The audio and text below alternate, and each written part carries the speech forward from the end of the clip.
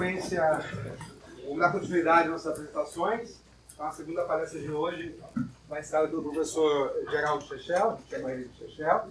Então, o Chechel é meu colega no PESC há muito tempo. Na verdade, eu conheço o Chechel desde a época da minha graduação, quando eu acho que ele entrou para o PESC. Ele é um pouco mais velho do que eu, gostaria de dizer um pouco sobre isso. E, recentemente, ele está trabalhando na área de jogos, abordando diversos assuntos, diversos problemas que aparecem quando você pensa em jogos. Okay? Então, vou deixar ele falar um pouquinho mais disso e também se apresentar. Obrigado, Chechel. Obrigado, Daniel. Daniel, outro dia me lembrou que ele foi um dos meus primeiros alunos na FRJ. Mas eu era mocinho também. Eu tinha só 22 anos. 24. Bom, então eu sou professor aqui, sou professor do DCC, onde eu dou aula de graduação, e dou pós-graduação aqui no PESC. Eu trabalho há muitos anos com busca e recuperação de informação, e em certo momento na sua carreira você começa a querer criar alguma coisa mais sua assim, né? E o Google também é um competidor muito forte, né? E a Yahoo, fica difícil fazer tese nesses temas, apesar de a gente ter umas teses bem legais. Eu comecei com o pessoal da graduação a trabalhar em jogos, a dar curso de graduação em jogos, numa área que não tinha muito material para dar.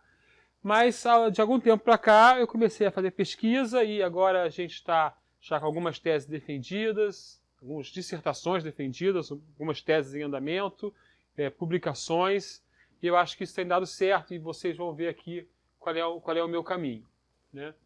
Então, só de implicância, quem esteve aqui segunda-feira? Então, segunda-feira, o Daniel prometeu que vocês podiam conseguir $1 milhão e pediu 50%, porque o Daniel, né, é um capitalista em potencial, né? Mas eu acho que a minha área é melhor. A minha área, eu vou dar aqui o desafio de $2,5 bilhões. E eu só quero 1%. De $2,5 bilhões. O que são $2,5 bilhões? $2,5 bilhões é que o Notch ganhou por vender o Minecraft para a Microsoft, né? No bolso dele. O grande problema dele hoje em dia é que ele é bilionário e os amigos deles não. Então ele não consegue fazer tudo o que ele quer com os amigos, né? Ele vai para Palma de Maiorca e os amigos não vão com ele. Então ele manda um avião pegar os amigos e trazer para o fim de semana e devolve os amigos na segunda-feira, né? E o Notch, ele era um cara que adorava jogos e publicou alguns artigos sobre jogos, né? E depois foi fazendo um jogo que a maioria de vocês deve conhecer, o Minecraft, né? Que é basicamente muito simples, né? Mas ele é bastante... capta as pessoas, principalmente em uma certa idade, né? Entre 10 e 15 anos é uma idade que parece que é a idade ideal do negócio, né? E o que vale no jogo dele? Não só o jogo vale, né? O jogo agora vende, mas também várias coisas que a gente faz com jogos geram outras coisas em computação. No caso, por exemplo, a base de usuário deles, né? Basicamente, ele tinha muitos usuários, então não só o jogo dele valia dinheiro, como a base de usuário que ele tinha valia dinheiro para você vender outras coisas, outros jogos ou outras coisas qualquer para essa base. Então aí o meu desafio é um desafio de $2,5 bilhões, né?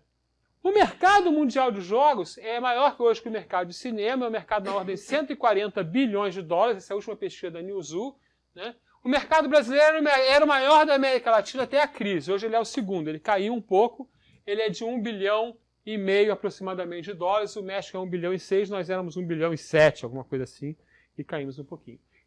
Mas uma das vantagens dos jogos é que é um mercado mundial. Quer dizer, basicamente, se você fizer um jogo no Brasil, ou trabalhar em jogo no Brasil, você pode trabalhar em qualquer lugar do mundo, né? Vários alunos da UFRJ que foram meus alunos, não porque foram meus alunos, mas porque são competentes em programação, basicamente em programação, né? É a área do DCC, a área aqui, estão hoje trabalhando lá fora em jogos, né?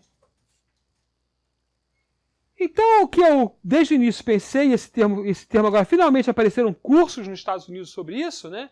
É ir em direção a uma engenharia de jogos, né? Então, o que é isso? Por quê? Porque jogo é um artefato, engenheiros criam artefatos, e fazer jogos é difícil. Fazer software, que basicamente estamos falando de videogames, é difícil. E ganhar dinheiro com diversão também é difícil, né? Você vê filmes sendo lançados que são um fracasso, né? Então todas essas coisas são muito difíceis, né? E apesar dos jogos existirem há mais ou menos 40, 50 anos, os videogames, né, não os jogos em geral, só há pouco tempo se começou a estudar formalmente isso como uma engenharia, como um artefato, né, que se constrói com técnicas específicas. Né? Então eu fui procurar uma definição numa faculdade americana que dá um curso de engenharia de jogos, achei nessa definição. Né? Engenheiros de jogos trabalham com times de programadores, ilustradores, testadores, várias outras coisas, músicos, né? Engenheiros de som, né? Para desenvolver e criar novos videogames. Podem se envolver em todas as fases do desenvolvimento de jogos, do conceito inicial ao teste antes do lançamento, até no negócio. Né? Basicamente, o engenheiro de jogos é similar com a criação da engenharia do engenheiro de software. Né? É uma espécie de personagem parecido, só que especializado na área de jogos. Né? Para estudar jogos, a gente escolheu basicamente seguir a linha de algumas publicações. Então a primeira é dividir os jogos em alguns elementos. Né? O primeiro elemento é a mecânica dos jogos, é o que caracteriza os jogos. Por que os jogos são diferentes de todas as outras coisas? Porque eles têm mecânicas e regras, né, de jogos. Né? E aí a gente está vendo 3 jogos com a mesma mecânica, que é a mecânica de tentar evitar tocar na parte errada. Né? Alguns de vocês já devem ter jogado Pula Pirata. Todo mundo ganhou um Pula Pirata algum dia no aniversário. Né? Jogos, como outros entretenimentos, geralmente têm uma história, apesar de existirem jogos abstratos. Né? Por exemplo, existem muitos jogos sobre piratas. Né? Jogos têm uma estética, nesse caso aqui a estética é como o jogo é desenhado, como usam os sons. Né? Então a gente vê várias estéticas diferentes para o jogo da velha. Né? E jogos usam uma tecnologia. Né? Nós temos várias tecnologias aí para o Scrabble, inclusive, né, o Palavras Cruzadas, inclusive papel e madeira. Você pode ir lá pegar o seu jogo e converter para um jogo de papel e madeira.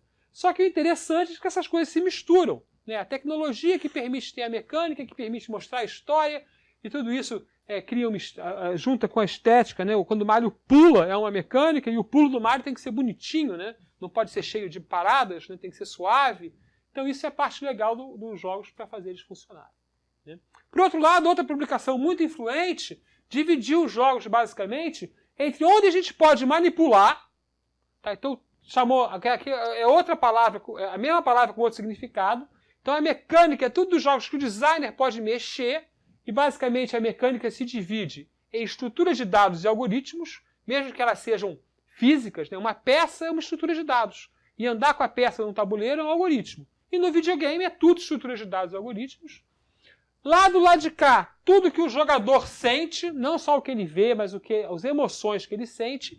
E no meio do caminho, o que é? São as interações que o jogador cria com o jogo usando as mecânicas.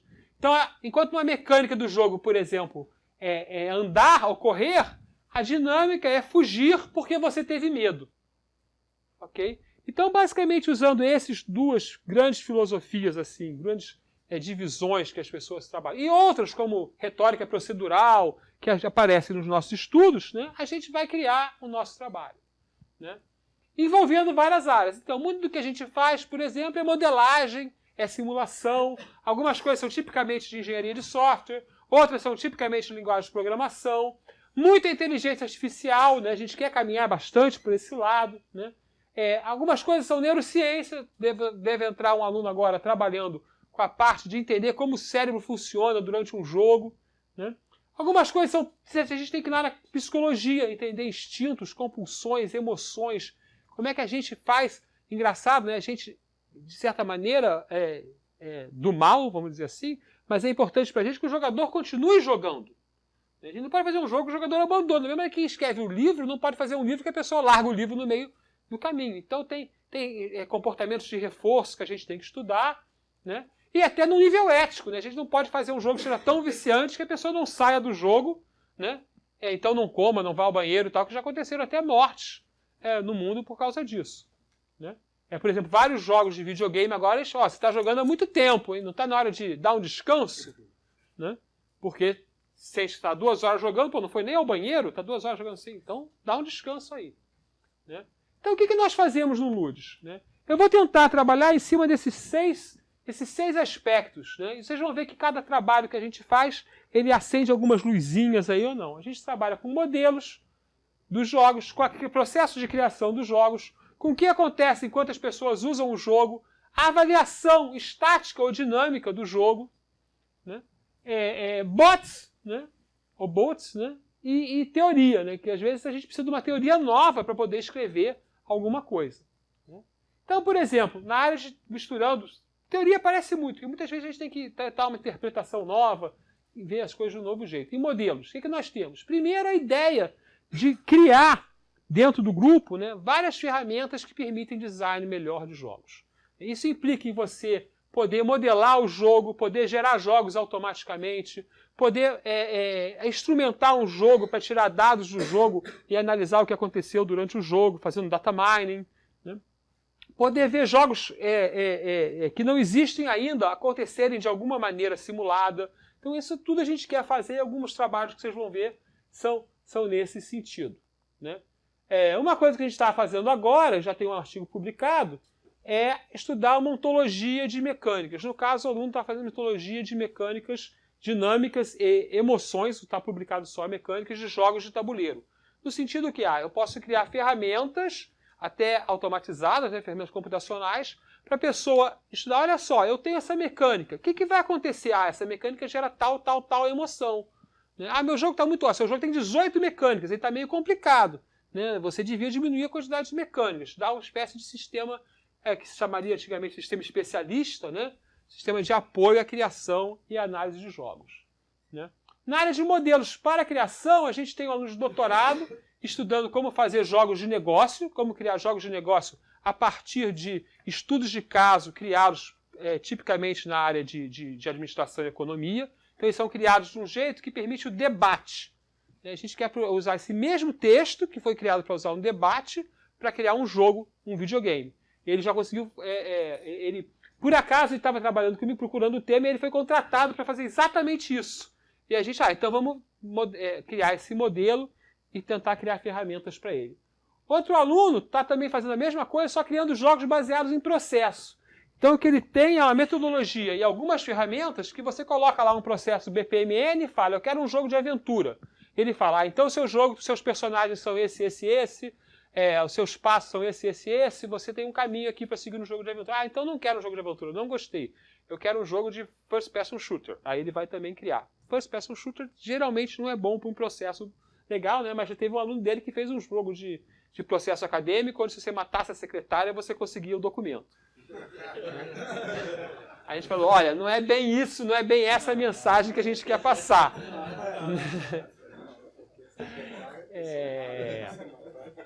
Esse aqui é um artigo que foi aceito nosso, investigando o uso de retórica procedural. Retórica procedural é o seguinte, eu quero falar algo num jogo, mas sem contar a história. Pela maneira de você jogar, você vai entender que essa é a minha mensagem. Então, usando essa metodologia, a gente desenvolveu um jogo e que, na verdade, isso estava escrito, mas o cara fazia o contrário. O cara estudava, qual é a retórica procedural que foi colocada nesse jogo? A ideia veio do cara que analisa jogos. Ele falou, a gente pode criar jogos assim? Então nós temos um artigo aceito nisso. Né? Um que a gente está trabalhando, a gente está no início do trabalho, é como gerenciar o processo de criar um jogo. Né? Então tem um aluno que investigou várias maneiras, vocês chamam canvas, né? Ele buscou uns mais de 20 canvas usados para criação ou gerência de projetos de jogos, né? E ele vai propor um canvas que a gente vai usar no desenvolvimento de um jogo, que é um projeto PIB, que é o desenvolvimento do jogo. Na área de modelos para criação mais específicos, né, nós estamos muito preocupados com a simulação de jogos de tabuleiro e de videogames. Né? Então a gente vai estar um artigo agora que tem uma revisão, está em revisão,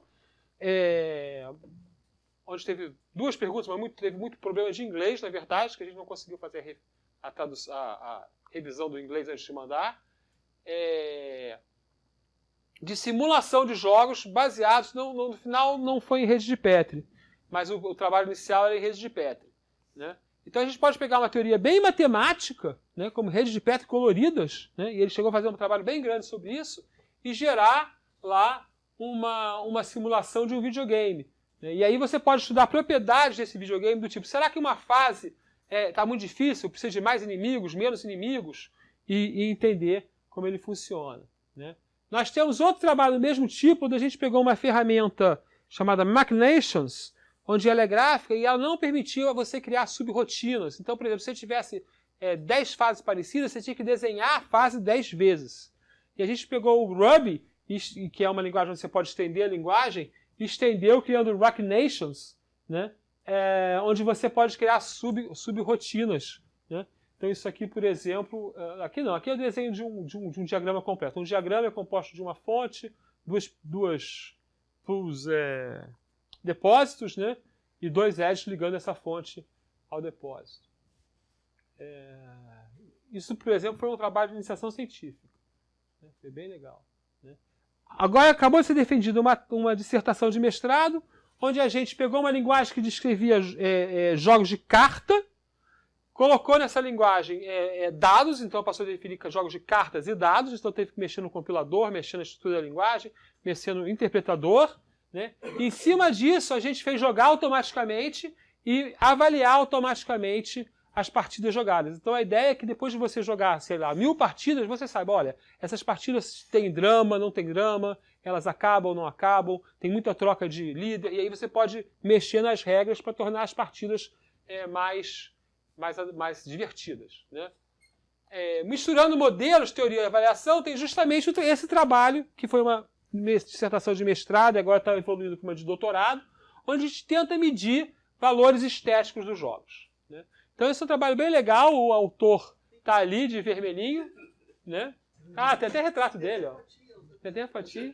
Né? E a ideia aqui é a gente pegar o que as pessoas sentem jogando e tentar criar uma fórmula matemática que consiga medir isso. Né? Então depois a gente valida essa fórmula matemática com os próprios jogadores, ver se ela se aproxima, né, de uma avaliação do que as pessoas sentem, e vai montando um conjunto de fórmulas que a gente vai, na prática, colocando nessa ferramenta de avaliação. Né? No futuro, por exemplo, a gente pode também ter uma fórmula que a gente não saiba, que ela foi medida, por exemplo, com data mining.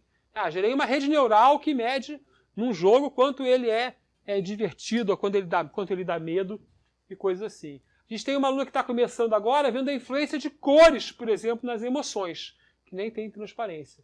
Né? Esse aqui é legal, foi um trabalho que a gente publicou, só um pôster, né?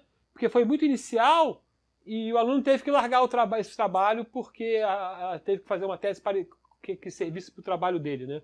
Então o trabalho de pesquisa dele não estava batendo com o trabalho real dele, na vida real. Né, lá. Aí estava muito difícil para ele fazer 2 trabalhos. Aí aqui é o seguinte, a gente botou um aparelho de medição simples, que ele vai aparecer daqui a pouco, e mediu batimento cardíaco, mediu várias propriedades, né, físicas da pessoa para ver o que ela sentia ao longo do jogo. Né? Então aí a gente pode botar a pessoa jogando e medir essas várias propriedades e entender como é que o jogo afeta fisicamente. Isso tem relação com as emoções que gera. Né? Para bots, né, a gente, por enquanto, só fez um trabalho, mas um trabalho bem interessante, que é que a gente fez um bot para Minecraft, lá do Bot, que esse bot ele tem associado a ele uma linguagem 3D, uma linguagem uma gramática, uma linguagem que tem uma gramática 3D. O que é isso? Uma linguagem de programação ele é 1D, né? Você faz quem fez compiladores, né? O compilador só compila em uma direção. Aqui o compilador compila em 3 direções. Então, dentro da linguagem de descrição de gramática, né, você tem que ensinar ela a comandos que falam para cima, para baixo, para o lado, coisas assim. E aí a gente fez esse bot a poder entender, por exemplo, como é uma casa. Porque uma casa em Minecraft pode ser de vários jeitos. Né? Então a gente criou uma descrição de uma casa, que é alguma coisa que tem 4 lados, pode ter janela, pode ter porta opcional, mas tem que ter teto. Né? E aí o bot passa a entender o que está acontecendo no mundo. Usando bots com uso, aí são robôs de verdade, né? Aqui está o emotivo que a gente usou para fazer o EEG cerebral lá do negócio, né? Aqui a gente fez um robô que joga com o ser humano. Né? A ideia aqui desse aluno, né? Esse aluno, por exemplo, já fez um jogo para cegos também. Um jogo que é só jogado com som e teclado. Né? Então aqui, por exemplo, uma pessoa com dificuldade podia participar de um jogo mais físico, no caso é chicotinho queimado, né? Controlando o robô via mente. Então eles tiveram que fazer todo um processo de criar arquitetura, né? Porque esse robô ele roda algumas coisas nele, alguma coisa no servidor, e todo o processo de aprender como funciona esse EEG. Esse EEG aí foi emprestado pela Rede Globo durante alguns dias. E o robô é parte de um projeto aqui da professora Oh, meu Deus, a esposa do Felipe França. Priscila. Eu só encontro ela todo dia e chamo Oi Priscila todo dia, mas na hora de falar a gente esquece. Né? Na área de teoria, esse aqui é bem legal. Né? Esse aqui é o seguinte, todo mundo já fez o CAPTCHA, né? O CAPTCHA que você vai lá no website. O CAPTCHA, na verdade, você está trabalhando para Google. Né? Então, quando você clica aqui onde tem bicicleta, você está dizendo para Google para aprender onde tem bicicleta. Então, esse aluno aqui, já 2 alunos fizeram trabalho nisso, né? Mestrado nisso. E desenvolveu vários jogos onde você está trabalhando para a gente enquanto joga. Então, são jogos que quando você joga, você está fazendo clusterização de dados. Tá? Sem ver os dados, que esse é o lance legal. Porque existem vários jogos que fazem isso onde você vê o dado. E o cara, o que você acha que é parecido? Aqui a gente esconde o dado. Por exemplo, esses formatos aqui dos skills, né? Ou o formato dos sapos, né? Eles são gerados a partir dos dados que você tem. Né? Então aqui, para você ter um exemplo, um dos jogos simples que ele fez no início era esses mexicanos, né? E os dados são os ângulos do chapéu, o tamanho do bigode, e você tem que matar o inimigo, o mais diferente. Né? Porque o mais diferente é o inimigo. Né? Então você dá uma medida de distância, quantas pessoas mataram aquele cara junto daqueles outros 2, dá uma medida de distância. Tá? Na área de criação só, isso aqui também foi um projeto final, né? Onde os alunos viram processos automáticos de criação de mapa 3D, e a gente descobriu que não tinha um processo automático de criação de máquina 2D na literatura. Criação de terrenos. Né? Então a gente foi estudar, né? E é engraçado que quando você pega um problema resolvido em 3D e passa para 2D, ele não necessariamente é mais simples. Né? Porque desaparecem certas coisas. Né? Então você tem que tomar decisões. Então aqui a gente pegou uma ordem, né? Cria o terreno, depois cria as rochas dentro do terreno, tem uma partinha que é a rocha aqui que é mais escolhida.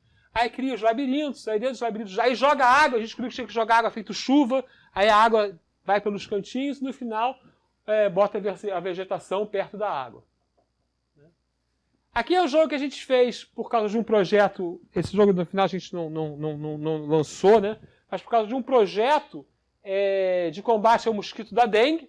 Né? Então era um jogo de cartas para distribuir na escola, né? Mas esse projeto acabou que a gente não conseguiu. A gente entrou participando, mas não conseguiu ficar no projeto porque não tinha verba, na verdade, para muita gente, então ficou só o projeto, ficou só o original. Né? Aqui jogos de treinamento que a gente fez para Team e para Interleague. Né? Esse jogo aqui, por exemplo, é uma espécie de war, onde você tem que conquistar os clientes, cada quadradinho é um cliente, mas o principal recado é o seguinte, você não deve tentar conquistar um cliente que alguém já conquistou. É um dos recados. Você deve conquistar primeiro os clientes que ninguém conquistou. Né? Então é um war onde você não deve entrar em guerra. Né? E aí tem várias coisas assim, por exemplo, tem umas cartinhas, que essas cartinhas laranjas são as pessoas, as verdes são as propriedades que uma empresa deve ter. Então você tem que construir ao mesmo tempo quantos vendedores você tem e quantas práticas de boa administração que a sua empresa deve ter. Né? Então é isso. Uma das coisas que a gente descobriu é que não só jogos são divertidos, mas que trabalhar com jogos são divertidos. Né? Eu acho que meus alunos de BRI têm uma certa inveja, né? Porque o grupo de jogos, por exemplo, consegue se reunir toda semana e ter algo para falar. E o grupo de BRI, né, como está fazendo algoritmo, programa, não sei lá o quê, a gente faz uma reunião, e aí, o que vocês fizeram? A gente não fez nada, a gente só rodou o programa de novo, consertou o programa e tal. Né? A reunião é mais mensal, né, porque os passos são mais duros. Aqui, quando tem nada para fazer, fala, eu joguei um jogo novo que ninguém viu. Aí a gente vê, pô, mas realmente esse jogo é muito diferente. Né? Olha só, tem essa retórica, tem esse jeito, a arte é toda diferente. E aí sempre interessa para alguém que está fazendo alguma coisa. É um grupo, inclusive, que tem gente, como o grupo de BRI também tem gente que não é da universidade, que vem aqui porque está interessado em como se fazem jogos. Né? Por acaso a reunião é hoje, às 14 horas, quem estiver interessado pode aparecer na H307. Né? Quem quiser conhecer um pouquinho mais sobre o nosso trabalho, né, pode olhar o site, tá? ludes.cos.frj.br, ou pode entrar em contato comigo, né? G de Geraldo, chechel@gmail.com ou chechel@cosfrj.br. Né? E também gchechel no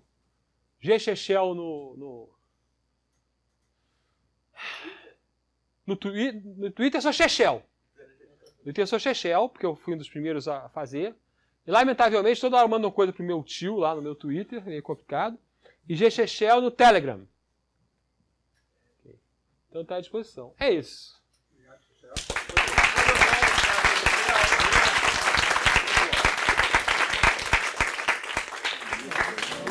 Comentários, perguntas?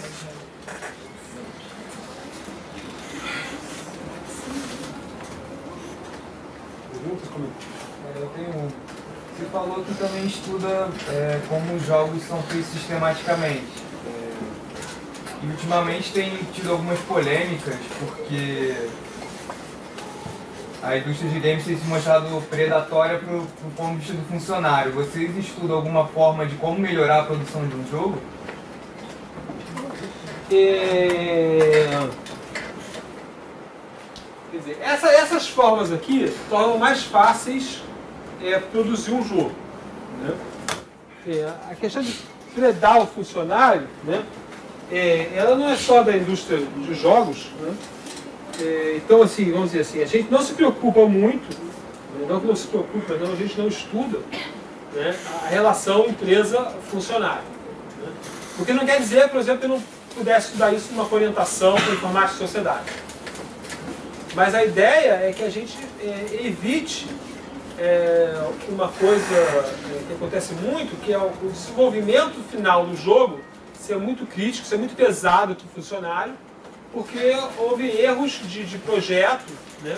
Então o jogo, apesar de, entre aspas, estar funcionando, ele não se comporta como você quer. E aí você está com o prazo no final e tem que ficar trabalhando 24 horas por dia para gerar um comportamento adequado.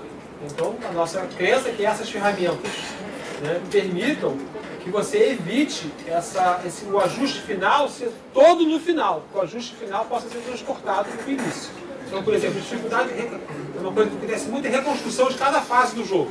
Você tem o jogo todo bonitinho, mas as fases não estão equilibradas. Então ninguém consegue acabar o jogo, ou quando chega no final não consegue ganhar do México. Então como é que você faz isso funcionar mais fácil? Se eu tiver como simular, né, eu não preciso testar tanto no final, porque eu vou testar e várias opções erradas já vão ter dado certo. Né?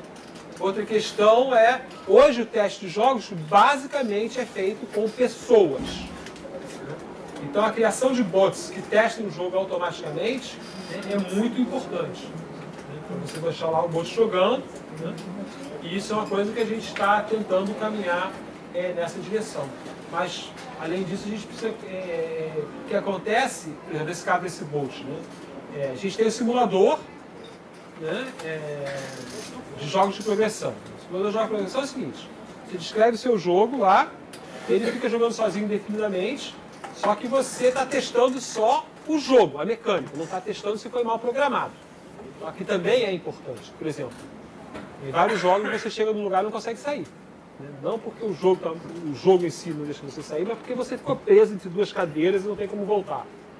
Tá? Então isso aí já seria de um bot que tem que ver o jogo funcionando. E aí você depende não só do bot, mas do jogo e do ambiente que o jogo foi programado. Tem trabalhos muito legais hoje em dia de jogadores automáticos que jogam vendo a tela do jogo. Ou seja, eles não sabem nada que está acontecendo dentro do jogo. Né? Mas a gente não trabalhou com isso ainda, apesar de conhecer alguns trabalhos. Né? O Deep Mind, né? Como? O Deep Mind foi Deep Mind, você tem... deu o alpha, né? Por exemplo, o Mario, né? Ele aprendeu a jogar Mario como se ele fosse uma pessoa, né? E não como se fosse uma pessoa que sabe por dentro como o Mario funciona. Então essa pesquisa é bem legal, mas precisa de as pessoas estarem interessadas, e eu acho que, por exemplo, seria uma tese de doutorado. Um projeto final não conseguiria, né, um mestrado, talvez dentro de padrões limitados. A gente fechar. Então, obrigado, pessoal, de novo. Chechel, como é que você vê aqui a proximidade de empreendedorismo no grupo? Como é que isso vem acontecendo? Na verdade, a gente tem alguns contatos de gente de fora, até mesmo alunos, né, que entraram nessa área por causa do empreendedorismo, né, porque eles estão interessados em fazer jogos. E ao fazer jogos, eles têm uma dificuldade teórica de discutir o que eles estão fazendo. né? E aí, com o grupo, eles inclusive mostram os jogos que eles estão criando e convidam colegas que também estão criando jogos. Então, volta e meia tem uma pessoa apresentando um jogo pra gente. Fala, o que vocês acham? A gente fala, segundo o cara tal, né? A gente faz uma crítica embasada. Além da crítica, eu não achei nada, não achei graça, eu achei graça. Tem essa crítica pessoal, né? Mas a gente sempre busca, segundo a referência tal, isso aí você está fazendo certo, mas isso aqui você está fazendo errado. Né? E não quer dizer que você faça tudo errado e o jogo não dê certo, porque o mercado é muito estranho. Né? Aquele Flappy Bird, por exemplo, era horrível, né? e deu certo. Né? Como tem gente que vê Sharknado. Né? Obrigado.